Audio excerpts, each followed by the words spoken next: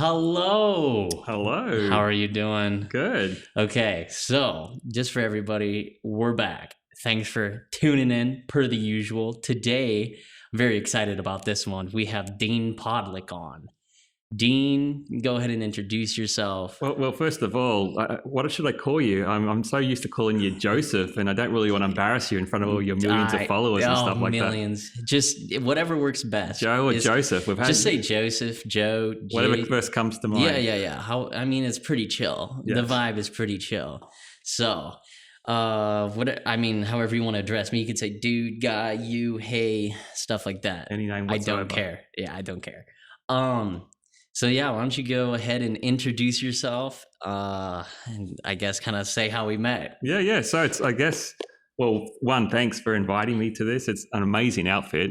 I bet you love kind of playing around in this room and also the other room. Yeah, it's pretty awesome. The space is so cool. The amount of equipment they got that I can just tinker with it's a lot of fun. Seems like a lot of fun. Yeah. So how long have we known each other? It must be close to a decade now. I think so. Yeah. Coming up on a decade. I think 7, 8 years ish. 8 years ish. When did you move to Johnston? I can't remember. I thought I was like 12. I don't know. Or 11. Maybe if it was 12, it's like 9 years. Okay. I don't even remember that well. Not really. Yep. Well, I remember you. You're just a much shorter version of yourself. So I guess, you're a good friend of my son, Josh. Yes. And I guess that's how we met. I guess we've had a long, long time together and done a lot of fun things. I don't know if you remember, we also went to Washington, D.C. together. I know. That was pretty cool. One of my favorite trips, actually, was that middle school or like beginning high school? I don't know. It was a grade 6. I think it was middle school. I don't know, but all I remember is like there was a bunch of kids sick. You were sick. I don't know if you remember. I remember. You threw up in a mall there when we were visiting, and I had to clean it up. Do you remember that? No. I remember holding it, I remember being sick on the plane and holding it till we got back, and then just that, it was great to visit all those sites, but at the same time it sucked because I remember, it's I think three kids were in there in the room, and then who was the other kid? There was another kid that. There was another one, but one of you guys threw up in the bed as well. And so it was just a mess between all the really stuff. But we also saw a lot of cool things there. Yeah. Especially because I don't come from Australia. I come from America, so kind of seeing the history there was pretty cool as well. Yeah, so. Smithsonian's definitely a trip. Yeah. That's what I remember the most was the Smithsonian. It was amazing, actually, apart from the sickness. Apart from everybody throwing up everywhere, it was great. That seems like so long ago. I don't even, the crazy thing is I don't even remember middle school that well anymore. The other thing is, was it last year? Was it this year? I think it was last year. We did a video clip for one of your songs. We did. I look forward to your podcast on some of your own tunes. I know. I am excited. I'm working on the project. It's Student Fringe Fest, which is the last hurrah for me. Is in the spring they've got basically students make their own art. They pick their own production team, and then they build something from scratch, and then it'll perform the end of or middle-ish end of spring semester. And I'm excited because I haven't actually been able to do a bunch of music stuff recently. I kind of I went to Seattle and I did that song, and then I did the video, and then I just got really busy, and then I took a step back, and then I don't know, going back into it, I feel my just creativity inside of music kind of moved out of where it was. And so I'm excited to actually make the music in a way that is unique to me, because I'm actually going to start making the music behind the lyrics too. I'm excited. Another dimension. That was super cool though. I mean, I really, and so as background, I guess we went out together. I did some videoing of you. All in all sorts of poses. Mind you were super embarrassed at some of the places, so we'd have to do a quick take and then get away. Well, there were some shots where the sun was in my eyes, and I'm just trying to see. When you force it for the family photo, that's where it was. The sun's in your eyes. You're just it's a good time. I really like the sequence where we're near that bridge, where the bike trail bridge. Yeah, not the one at the end. With the blue thing, that was kind of cool too, but just about 3/4 or halfway through the song, we had this sequence where you're carrying the boom box you're walking down the thing. Yeah. The sun just kind of, you know, came out at the right time and stuff like that. It That was was pretty pretty cool. good. Yeah. I mean, the nice thing about wrapping up college is that I feel like I can do more stuff like that and kind of like you know, because like right now the hardest thing for me is to get up and do busy work that I'm not getting paid. I'm paying to do busy work, and so moving forward after I graduate, it's scary, but I'm like ready. So how many songs do you have now? Recorded? How many songs total? Well, recorded. Official, I've got like 2 ones that are like finalized. I don't know if I'm gonna do those for the Fringe Fest though. I think I'm gonna try and create a whole new performance, because I want the music that I'm creating to be linked to the actual performance. So I'm thinking of doing a recorded version where I figure out what to do, but then I also layer in live. So like I want to get a loop station where I could do something live on stage, so that way it can be unique for each performance. But we'll see. I don't know. There's still a lot of thoughts that need to go into it, but I'm excited. Lots of fun. Yeah. So have you come up with your own stage name yet? My own stage name? Well, I don't know. You keep like jumping around. You got to pick one. And keep with it. The thing is though, because Joe Cave is it's a pretty recognizable and kind of marketable thing. Like the name of the podcast is Joe's Cave, which by the way, I'm brilliant. I love that. Great. You need some sign though. When there's white walls around here, I want to sort of see the sign. Yeah, I know. The cave kind of, the end goal is to have my own cave studio recording. And I might bring this up in tomorrow's podcast, or like when I record it tomorrow, is like I think it would be so cool to have like a 4-story building where the bottom floor is like a cafe brunch deal in the day. So, you got your bar, you got a couple of tables. It's pretty low key coffee, breakfast stuff. And then it closes for lunch, and then it opens up at dinner. So it would be like, you would do like dinner, and then I also want to have like a mini like stage-ish. If you've ever been to the M Shop, which I can take you over there, it's like a very low-key, chill, like small lifted stage, a couple of lights, nothing crazy.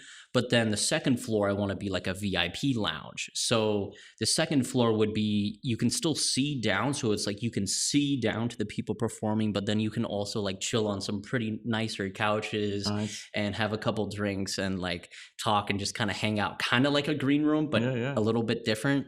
And then the idea would be that would be the green room-ish, and then the third floor would be the recording studio. Oh, wow. Where like then it's like a long time in the future, but that's like a really cool idea where like on the third floor you have an acoustically created recording studio, and then on the fourth floor, I don't know, a living space of some kind.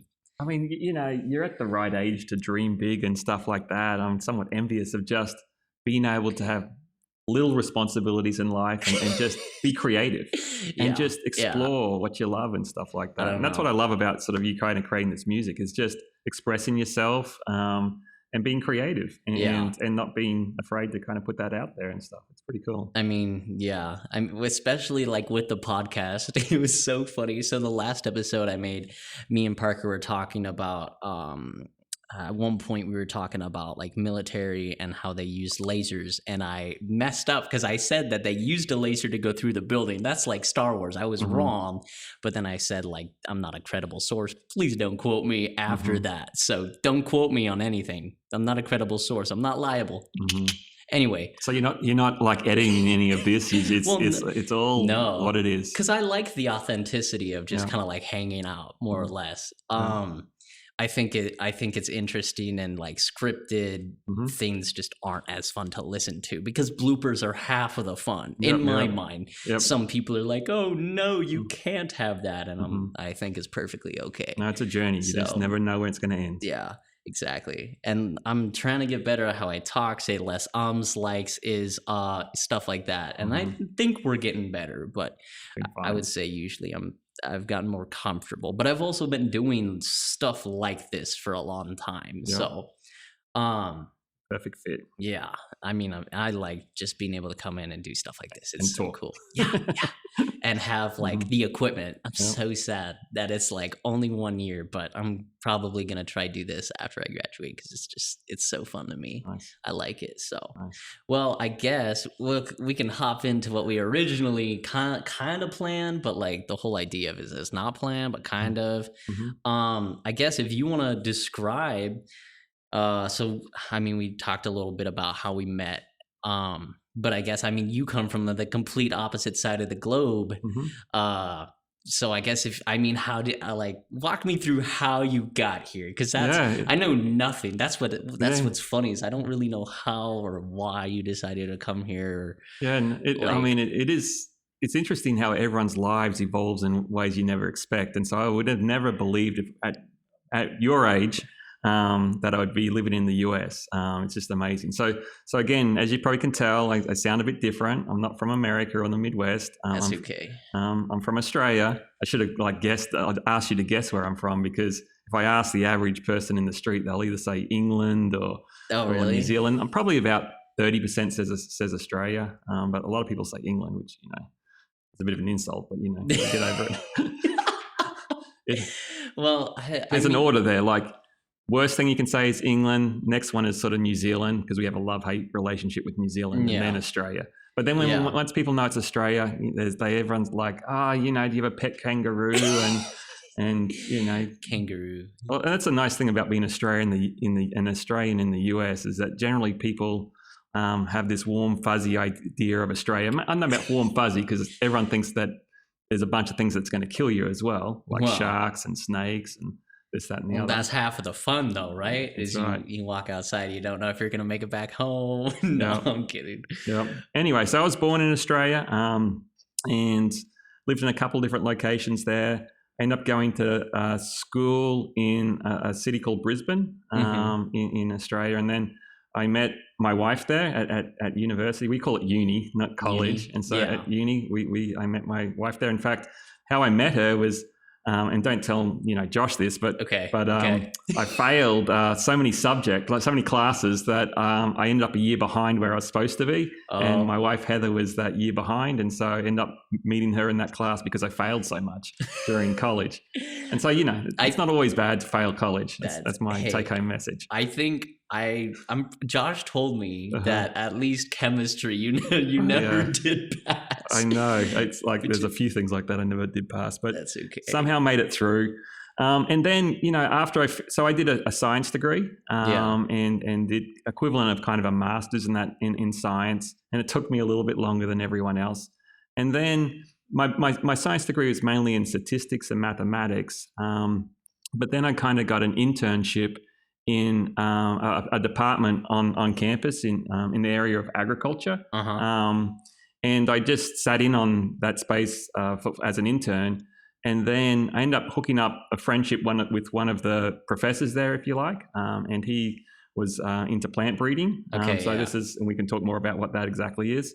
But he basically took me in and I ended up doing a PhD with him in the end. And so I ended up doing quantitative genetics and breeding, and he ended up taking a job here in Johnston, Iowa, with Pioneer Hybrid. I'm not sure if you're familiar with Pioneer Hybrid. Pioneer, because it was, what was it, Pioneer Hybrid, then DuPont Pioneer, and now it's Corteva. Yep. So Corteva is a couple of years ago, Pioneer merged with Dow Agriscience to form Corteva, and so back in 2001, I think it was.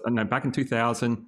This individual, my professor, joined Pioneer at the time. And then about a year later, a job came open within his group, and he asked if I'd be interested in joining his group. So there I was, sort of a relatively young person that just finished a PhD, was doing a postdoc at the University of Queensland where I was. We had a 1-year-old, Josh, and we decided to move from Australia to the US. And it was really quite amazing to think in hindsight we actually did that. I mean, a young family. My wife at the time, Heather, wasn't able to work. In fact, we came a couple of weeks after September 11 in 2001. So it was really an interesting time to come to the US as well. And at the time I told my boss there, my former professor, that I'd stay for 2 years and then I'm going to go back to Australia. Mm-hmm. So here I am 21 years later, still. How'd that work out? Yeah, no. Obviously something went right here, but ended up being here a lot longer than expected. So did you end up going, so you got your undergrad and then master's and then PhD like all back to back? Yeah, basically, and all at the same place, the University of Queensland. There. And one thing that's a bit different about the Australian system compared to the US system, it seems in the US system, a lot of folks kind of do undergrad in one college and then do postgrad in other colleges. There's a lot of movement. That's less common, I would say, in Australia, in part because, you know, we have less numbers of colleges and it's kind of big distances between them as well. We generally sort of stay in our education system in the area that we kind of grew up in. Okay. And stay there. That makes sense. More frequently, at least. Makes sense. I mean, the reason I went here is because it was close and it's in-state tuition. Yes. And that's the main reason. Right. And I'm probably not going to go get a master's until if I decide to get a master's, then it'll probably be later down the road because I kind of I'm like at the point where I don't want to pay to be here and I want to get paid to do the stuff that I like to do. So makes sense. Yeah, everyone has their own journey and what happens. So then you came here. How old were you then when you? I'm giving away my age here. Late 20s. When I came here. So, you know, old enough to make a big decision, but kind of naive. I'm still kind of a kid at my heart, and in some respects, so still, you know, a big decision given in hindsight that we had a young family. So Josh was 1 year old. Heather couldn't work. We came here just after September 11, and then end up having 2 more kids. So Emma and Zoe, and so I have 3 kids now, and so. You know, the 2 eldest are at ISU, so Josh and Emma at ISU. And go State. There you go. Go State. Other than our football team, we're doing okay. Yeah. Our basketball team's pretty good. I thought the football team would go a little bit better this year than what it has. They had more promise. We beat Iowa, so I was happy with that because like there were people that went to Iowa State never beat Iowa their whole career here, but we beat them one time. But then the rest of the season's been a letdown. But hey. We beat Iowa. Yeah, so. Actually, to your point, it's a kind of a good time to be supporting Iowa State relative to a decade ago. We're always like, we're always good enough to the point that people are like, you could be better, but you're not. And that, I mean, we've just always stayed at that spot. So, I mean, I like it. It was really funny. I came here to Iowa State thinking I was going to be a software engineer, which was really funny looking back now because I see the homework that Josh is doing just like in his room, and I'm like, oh no, I'm good. He was talking about assembly language and the process of going from bits 0 and 1 to assembly language and then to normal just like coding language, and I'm like, I'm good. I'm so happy I switched. I'm definitely a lot. But that's pretty typical, I think. I mean, even for myself, I wouldn't have believed I'd end up in agriculture when I was going through college. I mean, my background, again, was more in statistics and mathematics. And somehow I ended up in agriculture. And, you know, my understanding of agriculture was basically tractors is what I thought agriculture was. Had no idea of this level of science and sophistication that kind of actually exists in the industry. So, again, you just never know where you're going to end up. That's really cool. And it's sort of often just a twist of fate or people you interact with that inspire you to go into a certain direction. You just never know. You just follow the path, and I mean, you're following a path you really enjoy. That's the end goal. I mean, I'm probably going to be broke for a little bit when I graduate, but I'm actually really fortunate that I'm going to graduate with like around $7,000. That's good. And compared to like a lot of people that I know, is pretty common to have like 50,000, which is perfect for what I want to go into because I'm going to be broke anyway. Well, as long as you can eat and sleep with some shelter. I don't even know what I would do with extra money. You probably buy nice equipment. Yeah, I mean, I probably just end up kind of geeking out more on like what I already like to. So I don't know. I mean, I wouldn't mind having, the ability to, I don't even see, but I like cooking too much to go out to eat all the time because sometimes I'll like go out to eat and I'll be disappointed. I'm like, I could have made this at home. Could have made this at home for cheaper. And you can make as bigger portions as you want as well. Yeah, exactly. I don't know. It's pretty good. So I guess. I mean, so you ended up coming your late 20s, and then you've stayed with the same company, right? Like Yeah, throughout the journey. I guess, yeah. do you want to describe what was the degree you ended up getting your PhD in? Yeah, so a PhD in quantitative genetics and plant breeding. So basically, the study of genetics applied to plants, if you like, Mhm. and it's more mathematical kind of genetics rather than molecular genetics. So I don't really have a background in really understanding DNA and all the processes around that. It's Mhm. more quantitative genetics is actually more mathematics and statistics in relation to techniques to apply to plant breeding. So plant breeding is sort of the area that helps create new hybrid and varietal products. So I'm Mhm. sure you've driven through the countryside and seen a bunch of corn It's out oceans there. here, baby. Uh, Oceans of green. it's like there's corn factories everywhere. Home sweet home. And I'm sure you've sort of seen the signs in fields that represent different brands. So you've probably seen Mhm. Pioneer brands. Yeah. It's that infinity sign. It's usually in green, and Mhm. usually it's got the product name on it. Like it Yeah. might say P1185Q or something like that. But that product that you see there, it's basically where I'm in Corteva is responsible for developing those products, those Okay. hybrids. And so maybe just to add to that, so I come from research and development, R&D within Corteva. Again, I joined Pioneer in the research and development organization and have been there for 20 odd years. Yeah. I've had a couple of different roles during that time.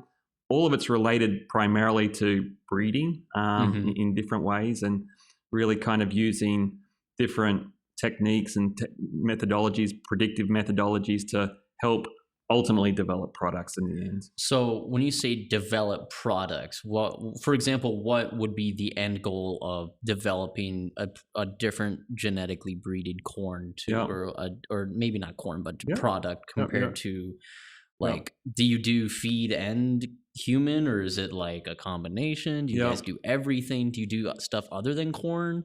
Yeah, so I mean, maybe to take a step back, I mean, Corteva is a global company. I mean, we operate in a couple hundred different countries, and we mainly do corn and soybean, but there's wheat and sorghum and sunflower and canola in terms of seed breeding or seed products. We also do crop protection. I mean, that's the other half of Corteva. I'm less involved with that, but they're sort of pesticides and herbicides that Mm-hmm. we then apply to the crops to help protect them. So that's also part of Corteva. But if you take a step back, I mean, fundamentally what we're trying to do is increase the amount of yield or food that we can produce on the land that we have. And so if you sort of take the US as a whole in corn production, we've basically been able to increase the productivity, the amount of yield, if you like, Mm-hmm. about 7 times in the last 100 years. So, you know, we're 7 times more productive today than we were 100 years ago. And that's a combination of reasons. One of it is just sort of improved management of the actual crop. So mechanization and planting and harvesting is much more sophisticated it is today than it was 100 years ago.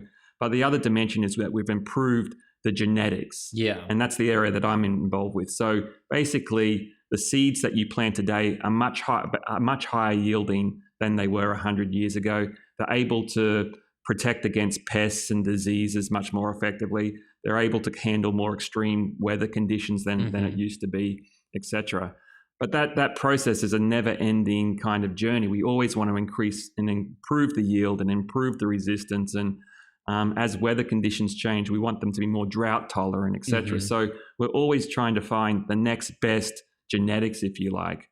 And so what breeding really is at its heart is that we have this germplasm base. And one of the most exciting things about working for Corteva or Pioneer is that we've had this germplasm base for 100 years. And so I don't know if you've heard of Henry Wallace. I sounds vaguely Yeah, so familiar, so but it's really unfortunate that his name is not better recognized in Iowa because he is a remarkable individual.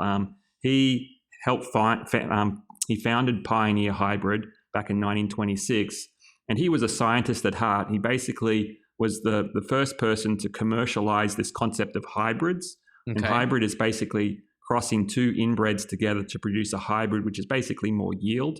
But he himself founded Pioneer, but he had a strong passion for basically feeding the world. Yeah. And he genuinely had the skills to do it as well. So he went on to become the Secretary of Agriculture for the US. He actually became Vice President of the US.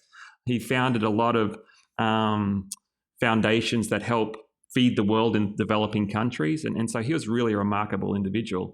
But anyway, where I was going with that, he kind of started the creation of this germplasm base. It's basically seeds that are the foundation of what becomes our products in years to come. Yeah. And so essentially over the last 100 years, we've been crossing different plants together and looking at its progeny and looking to sort of see are the characteristics of these progeny better than its parents? And some of them are, some of them aren't. And we just continue that process over and over again. And that's essentially what breeding is trying to identify progeny that are recombinations of the parents and helping identify ones that are superior and then crossing them over and over again all the way down. And one of the things that's really exciting about working in the R&D organization at Corteva is not only do we have this history of 100 years, but we're able to keep a lot of the seeds over that time and replenish those same seeds. And with modern technologies, we can do genotyping of those seeds back 100 years. So we can watch, if you like, the DNA segments of different great-great-great-great-grandparents all the way down to the current individual. So it'd be like equivalent going back, to your great-great-great-great-great-grandparents and watching the different parts of DNA to what makes up you today. That is very fascinating. Well, it's interesting just for nerdy people, I guess, to sort of see that piece of that. Well, I guess one of the first questions that comes to mind is, in that process, would you say that it's more of like a localized, where if for this environment you try to keep that area, try to make it fit better for the environment, or do you try to get like a one size fits all? No, that's a great question. Really good question. No, we try to make it more locally adapted. So that's why our company is so wide across so many geographies, and R&D is so wide across so many geographies, because it's not like, creating an iPhone where you can create it in one location and it can be used everywhere around the world.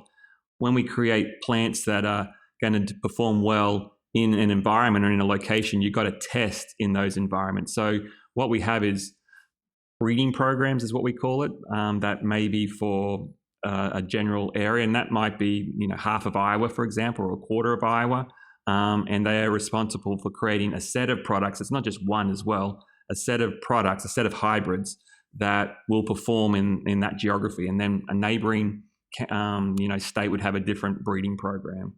And so there's a lot of focus on testing and performing and making sure that these genetics or these plants are going to be resilient to what the challenges are for that environment. So, we have different pests and diseases in different parts of the country. We have different weather conditions. The length of the summer or the heat throughout the year is very different from Canada than it is from, the southern part of the US. So we have to then specialize, if you like, these decisions and these genetics for different geographies. And then again, we're a global company, so we're doing this across hundreds of countries as well. And just doing it all the time. And all the time. And the thing that's really I like about our industry is the fundamental concept of breeding hasn't changed from the days of Henry Wallace. And what I mean by that is really what we're trying to leverage is Mother Nature in breeding. And that's sort of crossing between two plants and looking at the progeny and identifying the best ones. The thing that has changed is the technology to do that has improved a lot in the last 100 years. So we have all these new technologies to make the crosses better, to identify which of the progeny are superior. So now we have techniques where we don't just grow it out and look at how it yielded in tests. We can use genotyping technologies to actually genotype these seeds and start to predict their performance. So I don't know if you're familiar with 23andMe with human genetics, where you can kind of send some of your DNA in, and with that they'll give you an estimate of what's the likelihood of getting these diseases, for example. Yeah. And that's essentially what we're doing a lot in breeding, is that we're genotyping these seeds and we're making predictions that this is going to be a certain amount of yield, certain amount of resistance to diseases and pests, drought stress, etc. And then we're throwing some of these seeds away if we don't think they're going to perform well, so that we are able to screen more and more progeny and only the ones that we think are going to do well do we actually put in the field and stuff. So you're not, it's more like effective time-wise to be able to use. Exactly. So the process is the same, but the observations are different. Right. Or the process of observing has been improved over time. The other thing I should mention too, again, I'm focusing on the parts that I work in more. Yeah. In hybrids that you would see around your drive here in the countryside, it would have a combination of what we would refer to as native genetics from breeding, but also transgenes. So all of those products also have little bits of DNA that come from another organism that have properties that help the plant be successful. So examples of that is transgenes that help protect the plant against insects, either insects that sort of chew the plant above the ground or below the ground, helps kill them, as well as herbicide tolerance. So it allows you to kind of spray a field of weeds, but the plants still survive because there's a transgene that protects the plant from doing that. So again, you take a step back. This is all about trying to protect this growing plant to produce, yield in the context of corn is basically a big cob of corn. And so we're doing all these techniques, and farmers are doing all these techniques to protect that journey from this little tiny seed all the way through to the final plant. And we're doing that at scale. I mean, a farm, another way to view this, a farm is basically a big factory. We have these inputs into that factory, the seed, and then sort of the different pieces. And then we're at the mercy of Mother Nature to what weather conditions happen, but farmers can react to that in different ways. So, for example, apply pesticides or herbicides to protect that journey towards that final year. Sorry, I'm kind of going too nerdy on you and stuff. No. I find it very fascinating, and I guess I'm trying to come up with like different questions to try and solidify the concepts in my mind. So I guess another question I have would be, so when you guys are looking for this high yield, is the nutritional value the same? Is it more? Like what other facts? So like, yes, high yield, but what other factors are you guys looking for? Is the nutritional value the same? Even like if you get more kernels per cob, is each kernel just as compact and nutritional as prior, or is there a balance between the two? Yeah, and that would vary a lot by crop. And so in corn, interestingly enough, it's mainly yield that's valued the most. There is sort of secondary components that become important, but by far it's yield. And partly keep in mind, most of the corn that you see around here either goes to animal feed or to ethanol. And so it doesn't directly go to humans, most of it. Whereas some of the other crops that we work with, sunflower, canola would be good examples of that.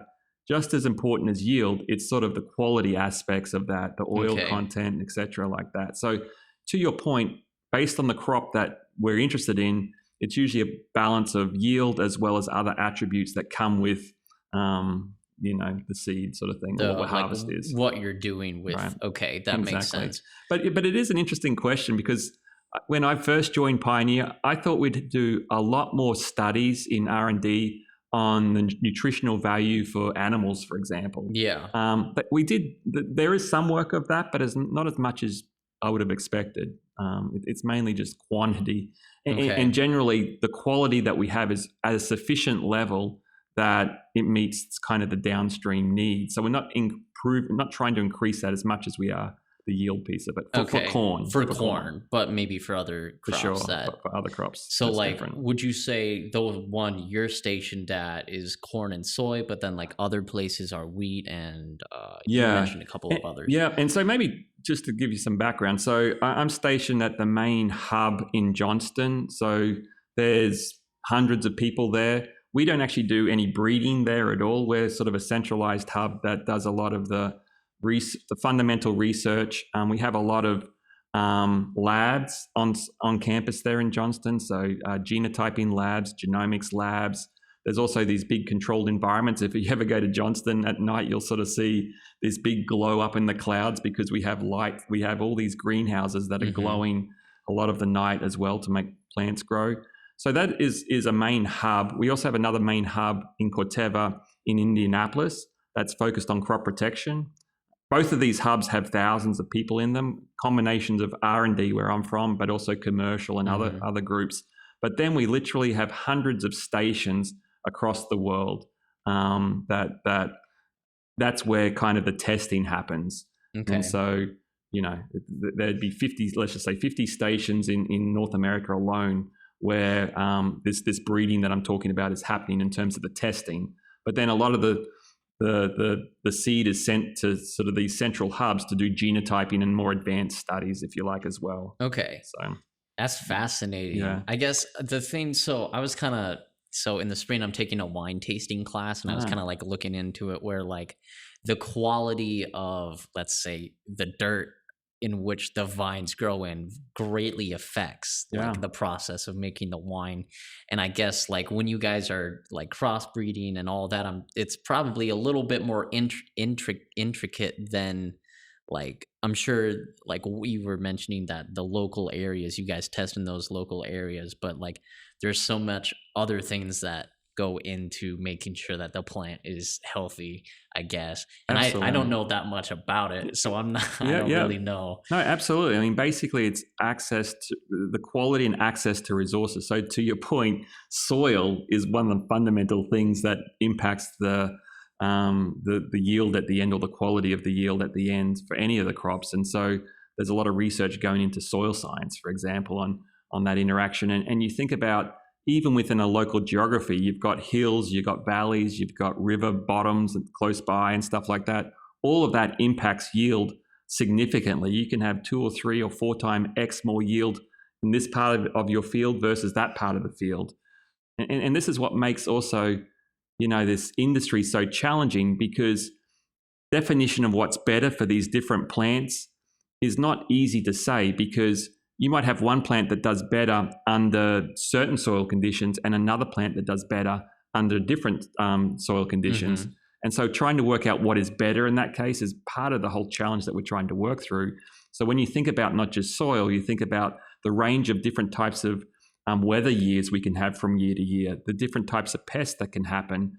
It really becomes a challenge in defining, and this is where a lot of what we work on is trying to work out what does better mean, given the interactions that you're describing. Yeah. And so, access to water, access to sunlight, etc., all becomes important. And just like grapes or whatever, just access to sunlight's a big deal in terms of what is the density at which we plant plants. Can also do that. Anyway, it feels like I'm getting too nerdy here. Well, no, the whole reason I bring people on is because I want you guys to talk more than me, because I'm sure you guys, the audience, listen to me enough. You're like, I want to hear other people. I mean, how many people really care about corn? Corn is corn to most people. No, but I mean, but I'm fascinated, so I don't care what they think. Like at this point, they can click out whenever they want to. I mean, that's kind of why I do it, is because if I like it, then that's what's fascinating. I don't really believe in catering to an audience, because then if you cater to them too much, then what happens is your art becomes their what they want rather than what I want. Exactly. So do you guys work with, so you were mentioning just how the ecosystem between like pests and things that eat the crops are just as important as protecting. And I can't remember the actual term for the type of people that specialize in the research of insects and or like agronomy, I guess, but like the study of insects. And I guess how do you guys work with those type of people? And I mean, the thing that comes to my mind is, for example, zebra mussels in like Minnesota lakes are a big like invasive species and insects and stuff like that. I don't know how pertinent that is if you guys like work with those type of people to know what is to be expected in the upcoming years, because like there's soil, there's sun there, but then there's also like animals and stuff like that. No, absolutely. And so just to give you a sense, I mean, in R&D at Corteva, we have about 5,000 people. And so it's not a small exercise. And within that, you'll find a range of experience and skill sets. So yes, I've focused a lot on breeding, but to your point, we have folks that are experts on soils, on pests, diseases, particularly in the crop protection space, folks that understand the life cycle of insects and how to disrupt that with different methods. We have folks that specialize in biologicals that add, special ingredients to the soil, if you like, to help promote healthy soils, etc. And then we have agronomists that sort of help take all these different components together and help make recommendations to farmers of how to think about which products should you plant, which seed products should you plant, and how do you manage that throughout the thing. And again, you think about R&D. Again, when I came to Pioneer, I was super naive. I don't come from a farm. I don't come from an agriculture background. When I thought of agricultural Pioneer, I mainly thought of folks driving on tractors and stuff like that. But when you actually get inside, it is incredible the breadth of science that happens there. We have everything from really advanced understandings of DNA all the way through up to satellite imagery that we're using to help make decisions, and everything in between that you can imagine. And so the data, from a nerdy standpoint, the data that we create is just incredible. Yeah. And we're basically trying to use all this data to help make decisions of how to advance products, how to position products, how to best use those products. When I say products, I'm talking about both seed and crop protection for our company. But it's an amazing ecosystem of activity that I don't think there's many industries that can really, truly have that. I'm just trying to think. So, for example, my mind goes to even like working on a theatrical production. You have the stage manager who then delegates people to work on different things. And so you were saying like the breadth of what you guys like take into account. Trying to manage all of that seems like seemingly an impossible task, but clearly you guys are doing it somehow. Yeah. So it's very fascinating. It's a great analogy. And again, it takes us sort of 7 to 8 years to produce a seed product. And through that journey, all these things that we're talking about, are considered. And not only that, it's not just the science, there's also a big regulatory component. So anything that we put out there, new transgenes, go through a significant amount of testing to make sure it's safe and we meet sort of government requirements. And so a huge amount of emphasis is done on safety and sustainability and these sorts of concepts as well. It's not just yield and things like that. But again, just with that, it's amazing. Just like in the different components to put together a play or whatever, you have a whole bunch of different skills and personalities and experiences that are coming together as well. And so it is really quite amazing what you experience there. The other thing I think that's really nice about the industry that I work in, that I'm really fortunate and like about that, is that because it's a global company, you also interact with people around the world. Yeah. So, a lot of the people in Johnston come from different countries, myself included, but then also just get the opportunity to kind of interact with a lot of folks. So just to give you an example, just the group that report to me, I have folks that come from Hawaii and Philippines and India and Chile and France and Germany and Brazil and Puerto Rico. Cool. So you get to interact with people everywhere. Well, one thing I can tell you with that, we can't have a group meeting because the time zones differ so much. So we can't have a single group meeting. That makes sense. But it's just fun to kind of interact with people all around the world then. That is really cool. I guess, you've discussed like what your company does in particular, but now I'm going to bring it. So like, what do you do inside of that company specifically? Or you could go through the journey of what you did when you started to like where you're at now. Yeah. Or maybe you're not allowed to talk about that information. I don't know. There's nothing too secretive there. I think I started off as a scientist, a pure scientist, and some of the things I was talking about before, was really where I focused on, and particularly developing this area that we call predictive breeding, if you like. And what that really is about is working out methods that takes genotype data. So what we can do again is genotype the seed, and we get a DNA profile from that. You can think of that as genes or alleles.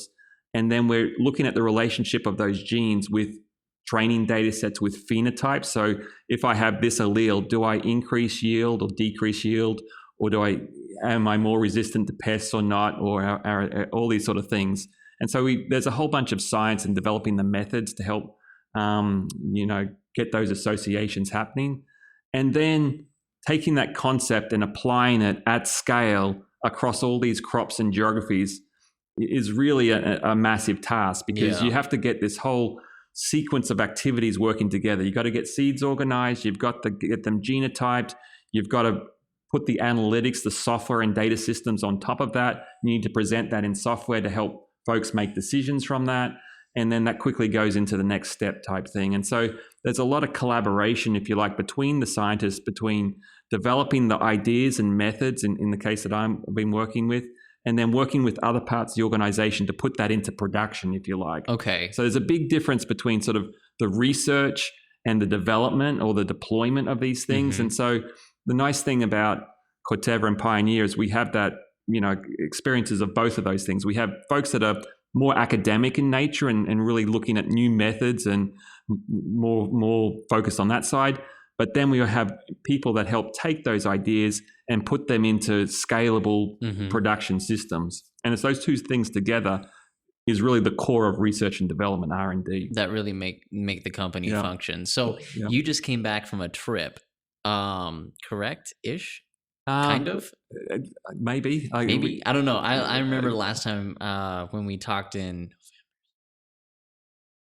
August. Oh boy, I don't even know. Maybe I went to Indianapolis last month. I don't know. You said that you had a trip or something, but you have traveled out of the country, correct, for what you do? Yeah. No, I've been really fortunate. Again, working in Pioneer Corteva, and I've got to travel to a lot of the locations where we do field trials, and we also have these big seed production facilities in the Southern Hemisphere. So just had the fortune to travel to some of the places I mentioned before. So Hawaii, we have quite a few facilities there, so travel there relatively regularly. Then Chile. The other thing that's really nice about some of the locations I'll say is that we're not going to sort of tourist spots, big cities. These are kind of remote locations in some cases. And with that, you truly get to see the local culture as well. So it's not just sort of going to, Florida kind of spaces. It's going to more, interesting, more remote kind of areas. But we have big facilities in Chile, lots of stuff in Brazil that I had the chance to visit. Puerto Rico, and I know you love Puerto Rico. We can talk more about Puerto Rico in a moment. Okay. Because that's probably one of my favorite locations to go to. We have facilities there. But then India and Philippines, France. Got to travel to a lot of countries and experience a lot of cultures as part of that. And again, the same thing as what we do here. They're trying to develop crops that are going to produce food for them. Or it's not just food, that there's food, feed, fiber, fuel. I mean, there's different reasons we use these plants. Yeah. But around the world, that's happening everywhere, and visiting them is a great opportunity. So just the ability to go and actually meet people. That the thing about touring is that you get to the tourist places, but you don't actually get to like leave and like go and kind of and actually experience it. The nice thing so my girlfriend's from Puerto Rico, and being able to go there and visit her family is that I got to see all of these things that if I went on like a tourist trip, I never would have seen. And just driving around the entire island, which, I mean, if I went, I wouldn't have a car. So being able to drive and like see the variety of landscapes from a tropical rainforest to arid-ish desert, and seeing like where her family's at right now in Trujillo Alto compared to where her grandparents are at. I don't remember the actual place of the location, but I know it's on like the southern side. Yeah. Maybe it's near. So we have facilities near Ponce, which is on the south side of Puerto Rico. And we drove through. We drove through that. I think it was one of the neighboring ones. Okay. A very, very fascinating, very, very beautiful landscape. Waking up and the crazy thing was like, they had TV, but they don't have internet, and they don't need. They don't really need. They just open the windows, and it's beautiful at like 4 a.m. and the sunrise over the mountains was just a very, very beautiful and fascinating place. And I want to travel more. That's like one of the things I would really love to do. Well, and that's what is really kind of special when you get to travel to a lot of these countries, and they're not always first world countries. Even some of them are developing countries. Is you get to see people and also.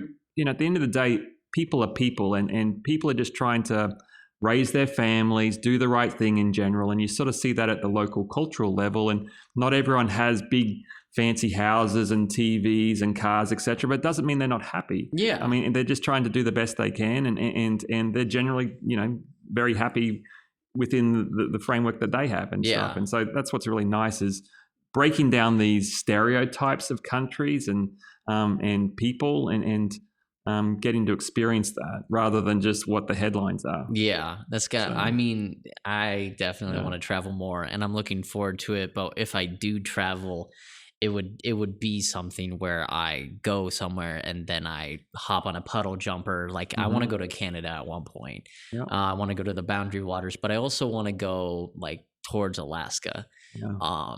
And so just like very, very fascinating to like go and just, I mean, I definitely love culture, but another thing that fascinates me is just like waking up and just like looking around. And because, you know, sometimes you get through the monotony of life and now you have this little magical thing that's smarter than the computers that sent rockets to the moon.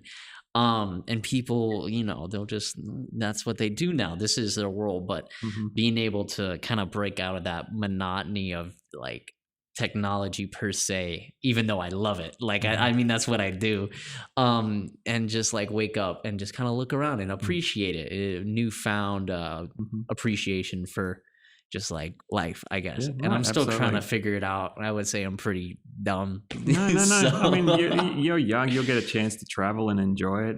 So, yeah, embrace it while you can. I'm definitely excited too. So I mean, having you on so far has been really fascinating because I don't know anything. You're talking about all these like more professional terms that I feel a bit nerdy sort of saying it and stuff. But I think it's fun. Yeah.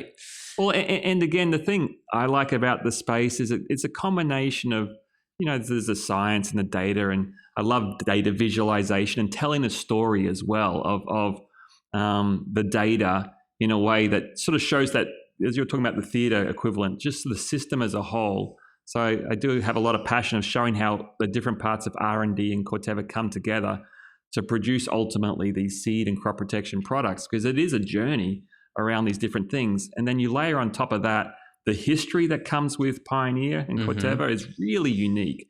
Again, I don't think most folks today fully appreciate sort of some of the history that Iowa has and Henry Wallace has, and in terms of really genuinely helping feed the world.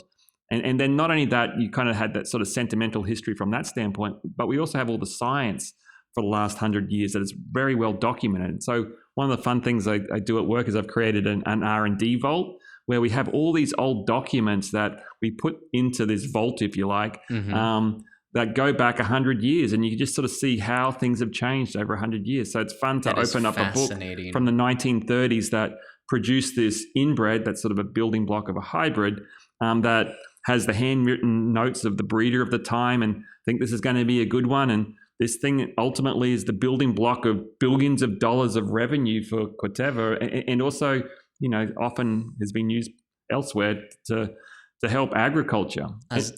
So like, do you guys also facilitate in the, I mean, you guys obviously make the product, but is there something set up where, is it another company that helps to like deliver it to whoever needs it?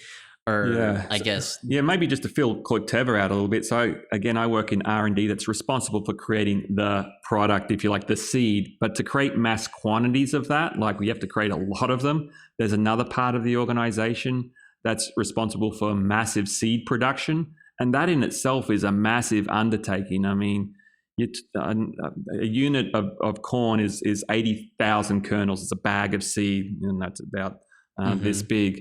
And we literally create tens of millions of these bags. And so the thing that's interesting about our industry is to create the product, we need to grow the seed itself, essentially, and we harvest that seed that we then put into the bag.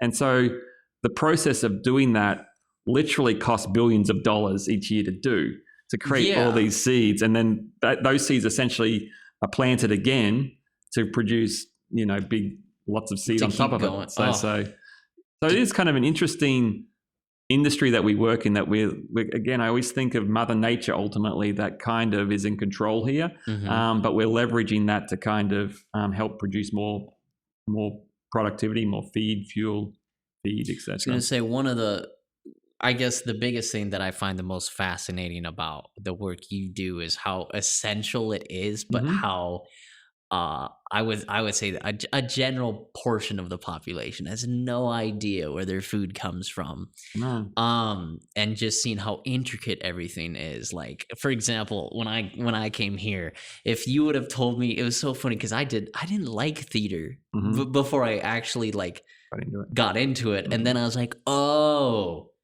there's so much behind it that really makes me appreciate just the Right. setup, and seeing that with like your excitement about corn and Yeah. your excitement about the work you do is kind of, it's fascinating, but Yep. it's also encouraging, because for me, Yep. I would never ever like find myself doing that, but Yep. hearing the excitement from you Yeah, is yeah. kind of contagious, because it's very fascinating. Well, and I think to me, that's the thing I've learned, I think, since I had a career, if you like, is to not make assumptions. I suddenly realize everything you see around us, the amount of sophistication and testing and research and development that goes behind your phone there is enormous. We just sort of see the end product. And Yeah. so again, my statements about agriculture being, driving around with tractors, that was my ignorant sort of understanding. It made me realize that, okay, once you get into it, you realize that, okay, it's a lot more than that. It's highly sophisticated, highly complex. And it makes me appreciate in spaces that I'm not familiar with that's also happening as well. I mean, the medical industry would be equivalent of that. Oh, Again, yeah. a lot of different industries that are much more complex than I give it credit for. Mm-hmm. And I mean, I don't think necessarily that it's like a purposeful ignorance. It's just kind of the process of growing up and the process of learning, I guess, because the idea, hopefully, is that you're always trying to like figure something else out that you either A, find fascinating, B, want to do later, or C, just enjoy, I guess. So I don't know. It's very interesting, and maybe you guys haven't even listened this far. I mean, if you have, I appreciate it. But I don't know. Just like, I mean, this is what I love to do, is like have people on that are enthusiastic about what they do, and then kind of like reciprocate it, I guess, and kind of like nerd out about the space and like the equipment and like and that's what's sort of so fascinating, For example, folks that are really passionate about mathematics are actually have a strong correlation to be passionate about music. There's certain themes that kind of go together. So even though at times some of this may seem nerdy and academic, a lot of it's actually more touches on creativity genes and stuff like that. Because I love to be creative also in my workplace, and people would probably not think of that when you think of corn and you think of that. But in the equivalent way of being creative, of putting together the equivalent of a play or whatever, the same thing is happening again in the way we think about the whole decision systems that exist around product development. And then also articulating that and presenting that. Again, I kind of have a strong passion to work out how to show how we fit together within our R&D organization and have that sense of belonging and connection to history.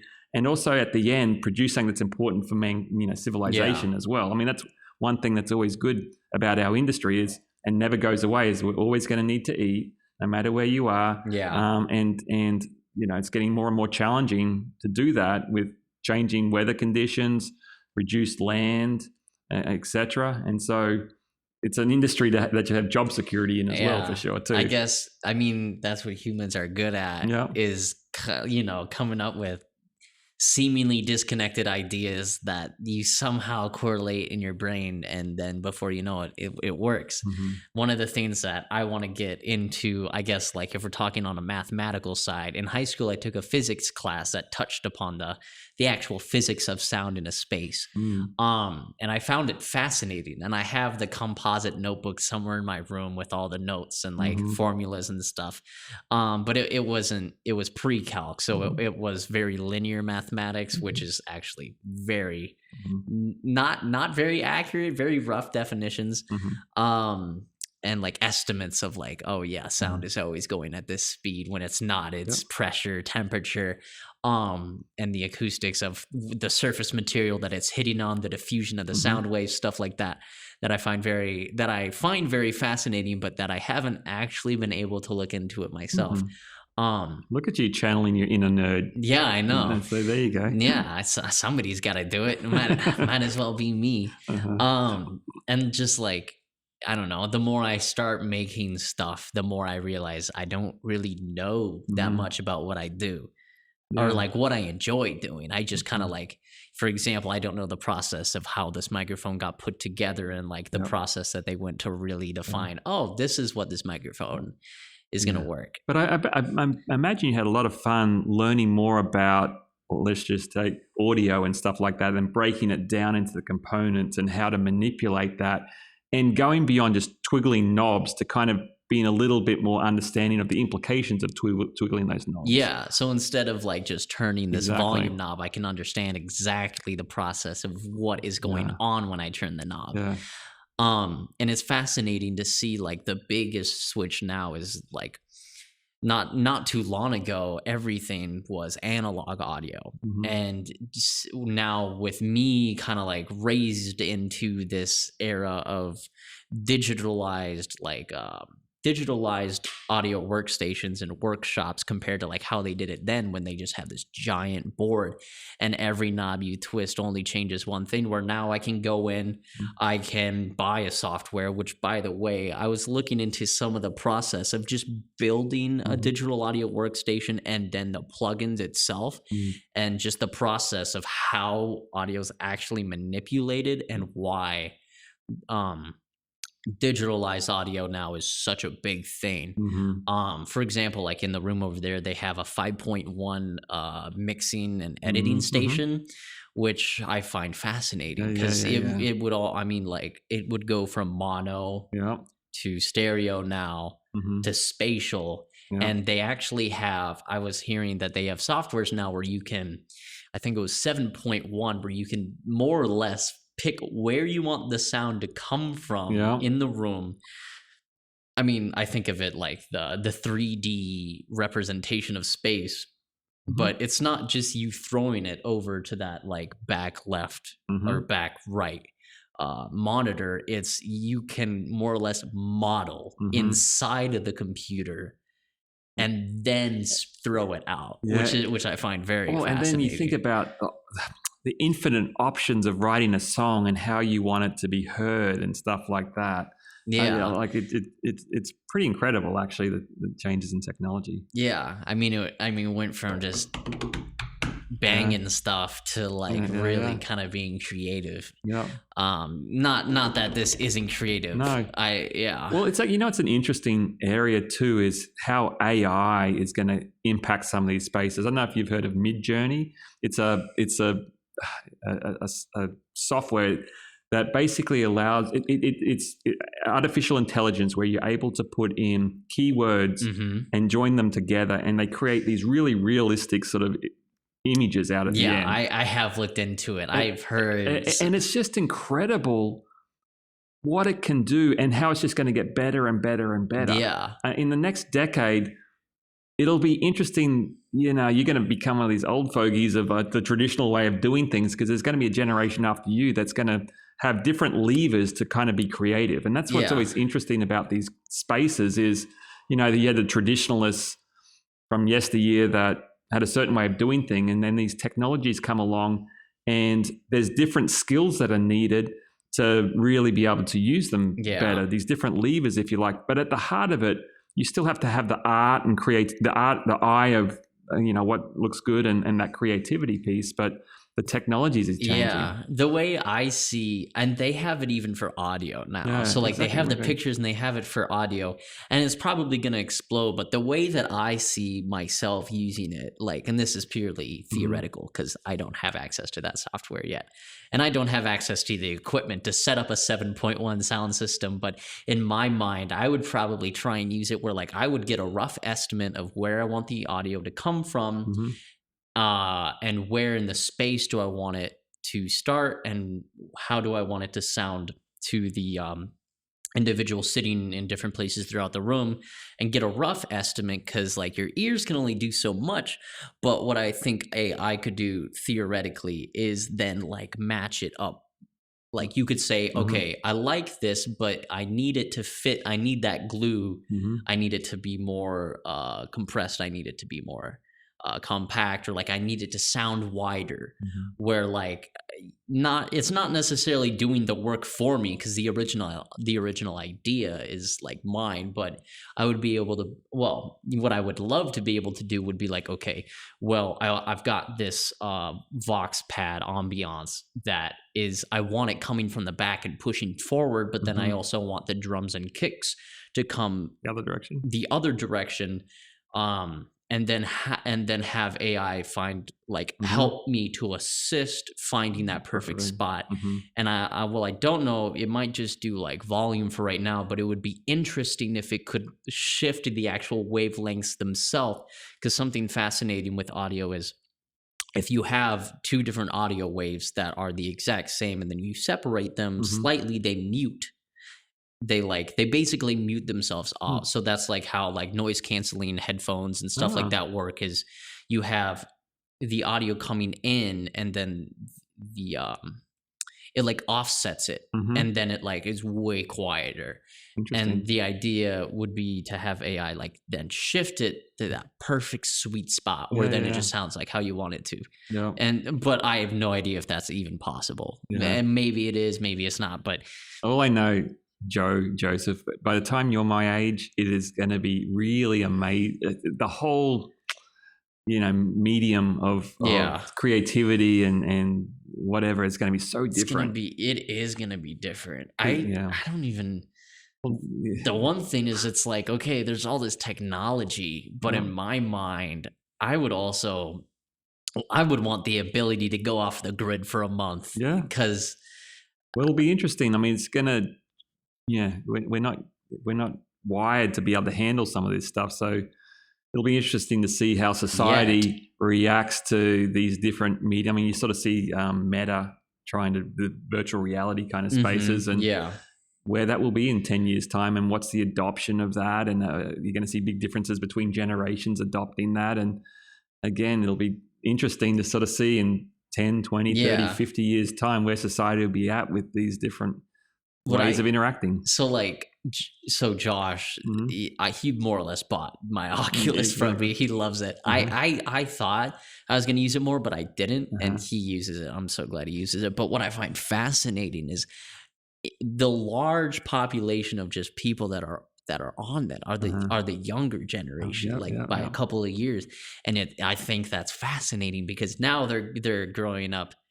They're used to like being inside of this digital space instead of looking at it. Because I remember we'd be at your place playing Minecraft on the computer and waiting for it to load, and and now you don't even think about it. Like we went from hard disk drives to solid state drives. I mean, the internet didn't even exist when I was your age. See, that's what's crazy. My grandparents know what it's like to live without electricity. No, it's happened really quickly. I mean, we don't realize realize the grand scheme of things. Yeah, I mean, you think about I mean, even just ever since the iPhone come along, the ability to just take photos on your phone is actually relatively new. Yeah, and we all just sort of take it for granted now. So no, but I'm trying not to sound like an old fuddy-duddy, because I think these new generations are also learning different and new skills. That I don't have. Don't even think about it. I mean, and so part of it is adapting those new skills to the workplace and stuff like that too. Doing research without the Control F feature for me seems like so much more work. Yeah.